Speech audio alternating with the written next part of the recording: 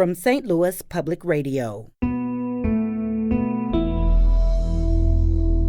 This is St. Louis on the Air.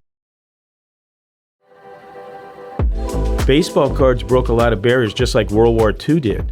But as a little kid growing up, yeah, you wanted a bunch of Mickey Mantles, Stan Musial, but you also wanted Willie Mays, Hank Aaron.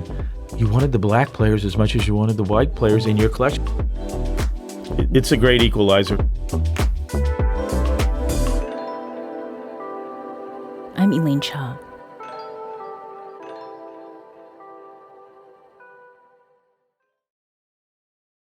Ed Wheatley is an award-winning author, film producer, and sports historian, best known for his work around baseball. But his passion for and knowledge about St. Louis sports reaches far beyond diamond and field. His latest book, St. Louis Sports Memories, Forgotten Teams and Moments from America's Best Sports Town, offers great proof of that. The sleek, stacked volume mixes history with anecdote as well as archive photos to celebrate a wide range of sports world features and firsts that may be unfamiliar even to the most knowledgeable St. Louis sports fans. We're diving into some choice forgottens and what's made this project unforgettable for the author with the author himself. Ed, welcome back to the program. Oh, glad to be back. Always enjoy coming. America's Best Sports Town is a pretty bold claim. Yeah. How did you arrive at that? Well, I mean, you go with the facts. The facts would tell you. I mean, yeah, big cities like New York, Boston, Chicago, they've had a diverse history. But when you start investigating this diverse history that this city has, it's so many sports. And within all the diversity of those sports are the many, many firsts, many things that have happened here. And it's not only just teams and winning championship. It's much more than that. It's the individual athletes themselves and the impact on the diversity. I mean, we can go to all these firsts. For women that happened in women's sports, all happened here in St. Louis. The African-American community, it all happened here first. Just so many mind-boggling. And then on top of it, you talk about forgotten teams. One of my favorite, name the 4 NFL teams that called St. Louis home, or the 4 Major League Baseball teams. The Blues were not the first hockey team. Or back when we had an NBA team, the Hawks, there was an NBA team before them. And then people like deer in headlights because they don't know. And that's why we write the book, to help them know. This book here certainly includes baseball and pro wrestling as well, but most of it is about other sports, about 14 of them, in fact, as well as hometown announcers and sports venues. So was there a person or an incident that convinced you this book needs to be written and the writer needs to be me? Well, first of all, I was doing this Wrestling at the Chase book, and I was doing book signings. People would come up and say, when are you going to do a book on bowling? When are you going to do a book on St. Louis tennis? Well, you start looking at that. We just, the greatest of all bowlers were here in St. Louis. The team Budweisers, and all these records that go back to the turn of the 1900s, all in bowling here. Well, there's a story, but it's not enough for a big book. And then as I started joking with my publisher, saying, people don't know all these things. As I spoke a moment ago, they don't know who the 4 NFL teams were. They don't know what the 4 top cups in all the sports are. 4 of them are from St. Louis. And, well, what are they? There's the Herman Cup, the Davis Cup. We've got the Sinkfield Cup, and we've got the Walker Cup. And people well, what are they? Well, I mean, the Herman Cup's the equivalent of the Heisman Trophy given out to the best soccer college players every January at the Missouri Athletic Club, like the Heisman is done in December at the New York City Athletic Club. These are things that St. Louis at times gets its teeth a little bit kicked in. These are things to be proud of. These are things special. And when you look at some of the firsts that ever happened in the world of sports happen here, we need to remember these and take pride in them. Mm-hmm. So your book covers the forgotten, and then there's information about sports that may never have entered some people's minds to begin with, right? So that could have something to do with people not having grown up in St. Louis. That would be me. And a narrow definition of what qualifies as a sport. Mm-hmm. Now, there's one example that in your book, Aaron Mermelstein a local producer and Yeah, writer, yeah. covered in an episode of his self-hosted video series, It's a St. Louis Thing. Man, when I first started playing this game, I played my dad a long time ago. The son's coming up, growing, and they done come to the competition now. Trying to teach these youth a little something about these pitches and what we can do. Outside of the St. Louis area, they don't have any idea what it is. So I always carry a corkball in my car. So some heavy St. Louis accent. And what should we know about that St. Louis original with a direct connection to beer? Corkball. Corkball, yeah. You know, if you grew up anytime in the 50s or the early 60s, even to the late 60s, and you went around driving, most of these local taverns everywhere, north to south, would have these corkball cages on their property right behind the bar where the patrons would go out and play corkball, this special little game that was created. You know, the ball's a little bit bigger than a golf ball, and the bat's just a little bit bigger than a broom handle. And there's stories of just, you know, how it really grew out of St. Louis. But the stories are like Yogi Berra teaching the Yankees how to play corkball in Yankee Stadium, or in World War II, sailors on the flight deck of these aircraft carriers playing corkball. I mean, it's just one of those things, the touch points, the tentacles, where do they all start? Here in St. Louis. Right. Well, and corkball as an export, Oh, domestically and internationally, was a really interesting thing to learn. Well, there were so about. many exports from all this in St. Louis. The Corey Leagues, the little leagues that George Corey created for little kids in 1934. Soon they were in all the states. And again, they went over into Europe. Why? Because it was the servicemen in the wars, World War II and Korea, talking about it and getting these all set up. Your chapter, Baseball for Kids, really resonated with me personally because I have such fond memories of playing summer league softball when I was a kid, growing up in southern Ontario, Canada, right? So that's quite a distance from where we are here. And learning that that kind of youth t-ball, baseball, softball, that it originated here was a really cool surprise as I was reading the book. Right, it really was. I mean, it was one thing. George Corey's wife encouraged him, you need to do something to keep these kids from becoming, in her terms, hooligans. Keep them out of trouble. Do this, put these sports and use baseball, because that was America's game at the time. Now, today's endorsements for athletes, that has become something almost ordinary. And one of the many forgottens in your book, that striking, pun very much intended, is about the very first athlete to get $1 million endorsement. What's the story on that? Well, it really goes back to the St. Louis was the world capital of bowling, and the person you're talking about is Don Carter. You know, you'd think it would be a baseball player because this happened during the golden years of baseball, but Don Carter was given that first $1 million contract to sponsor a bowling ball. Bowling was everywhere across the country, you know, and a lot of it was broadcast from the Arena Bowl right out on, you know, Hampton and Highway 40 next to the arena. And it was just this competitive game that everybody could play, everybody. And it was then he was part of the team Budweiser, which in 1958 just shattered the all-time record. That just shows the depth of bowling as this national entertainment vehicle. It was something everybody could do, everybody could relate to. So go buy a Don Carter bowling ball. And Don Carter also had a very interesting way of bowling, right? And sort of thinking about the marketability of that player for an endorsement. Well, yeah, I mean, everybody's got just like a batting stance different, whether it was Stan Musial had his way of corkscrew. You see guys like Pujols with his big swing and spread out legs.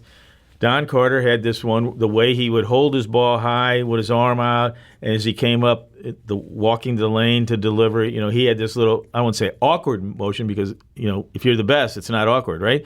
But he had that little way about him. And, again, bowling was always televised on the weekends, and people were glued to it because there weren't all these other channels, there weren't all these other forms of entertainment, and that's how it really became so popular. You got to look at what was the time. The time is not like today with 400 channels on your TV. You had 3, and you're watching the things that are on there.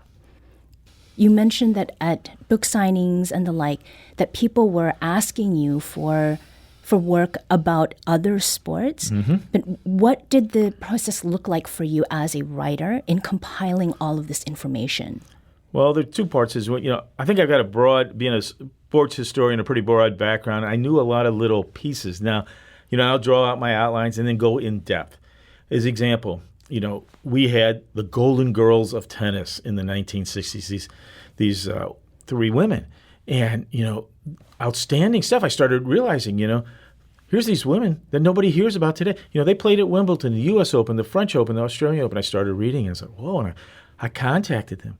And just like Ray Bluth, one of Don Carter's proteges on the team, I go to their houses.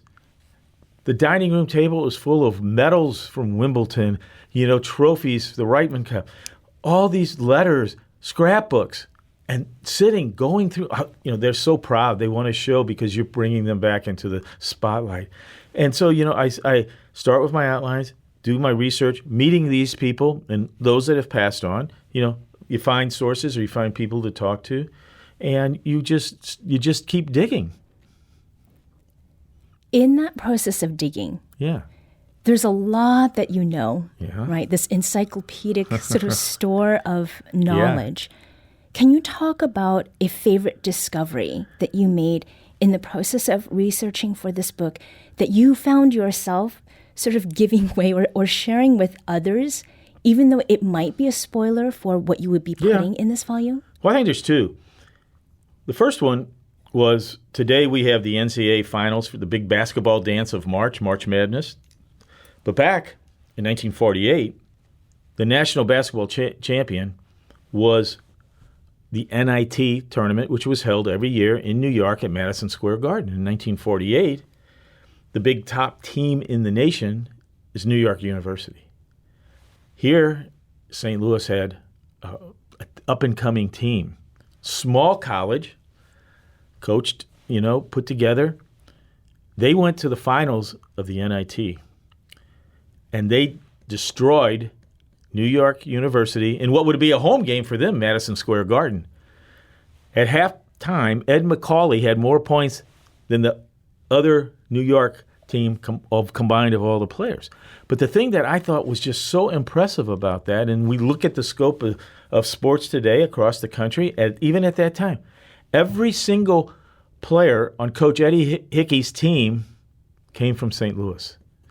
They all graduated from a St. Louis high school.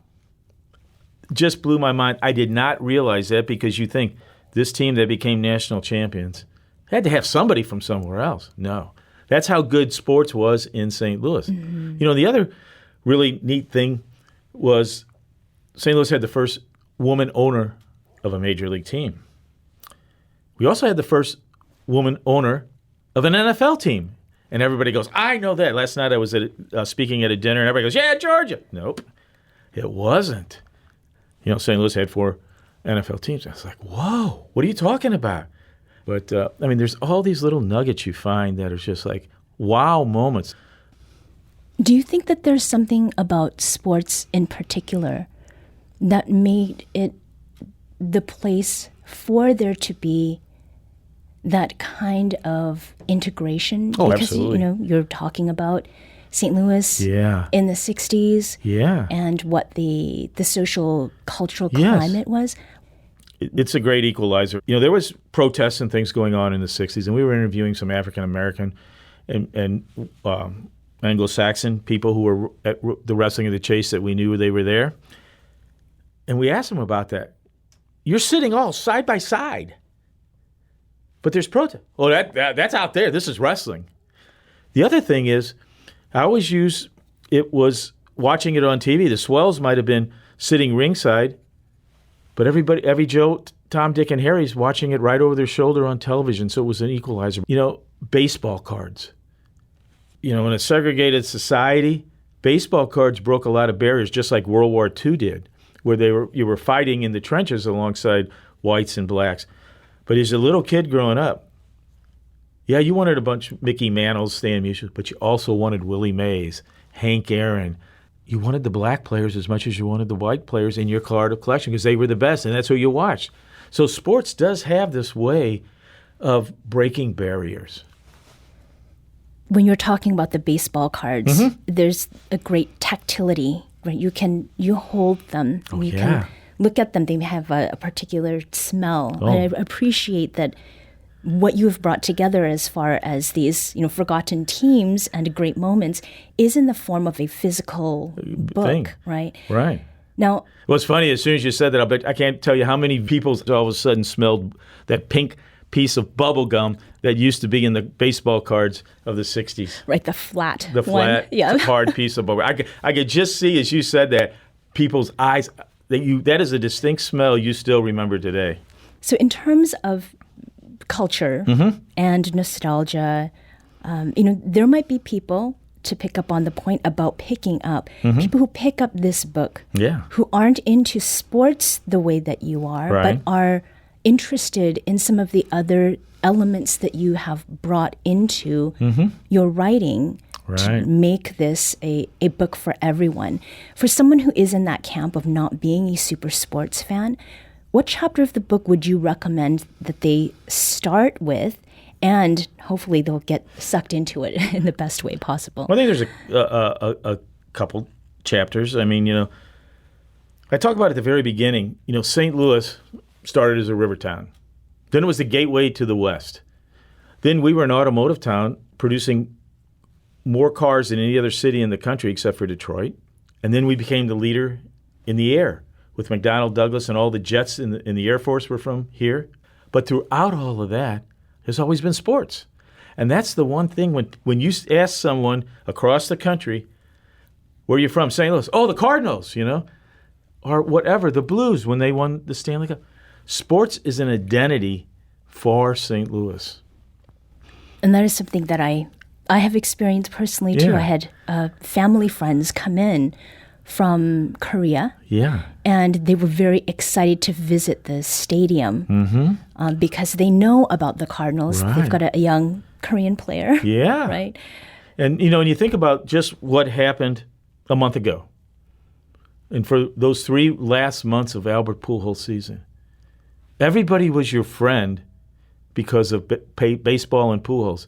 You would be standing in the line to check out at the grocery. Somebody, did you see that home run he hit last night? Or you think he's going to get 700? I mean, people, you become a friend through sports. That other times, you're sitting there looking straight ahead. They talk to you through sports. One of the reasons that St. Louis is such a great town is the announcers who announced here, they taught people the game. They made you understand the game, whether it was baseball and Harry Carey, how Harry Carey in the days, the pitcher looks in, toes the rubber, he's got the sign, here's the windup, the stretch, the pitch. There was no television.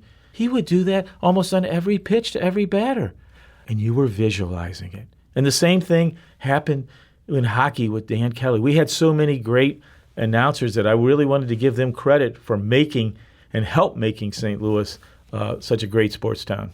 Sort of oral memory. Right, and those are things you hear in your head to hear Dan Kelly go, he shoots, he scores, and that scores has about 18 O's in it.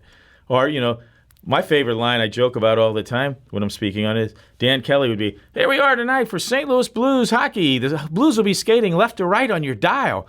And I'm thinking, like, with my little transistor radio, how are they skating, And everybody who hears this is going to do the same thing. I remember that,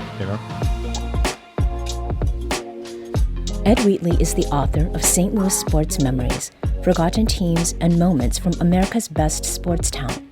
This book is available through Reedy Press. This segment was produced by Elaine Cha. Our production intern is Avery Rogers. Audio engineering and podcast design by Aaron Dorr. Our executive producer is Alex Hoyer. St. Louis on the Air is a production of St. Louis Public Radio. Understanding starts here. Our podcast proudly supports St. Louis artists by using music from Life Creative Group. Do you find yourself regularly listening to episodes of St. Louis on the Air? Suggest us to a friend you think might enjoy our conversations. and leave us a review and rating on Apple Podcasts on the App Store. It's the simplest way to help people discover our show. Thank you. St. Louis Public Radio is a member-supported service of the University of Missouri St. Louis.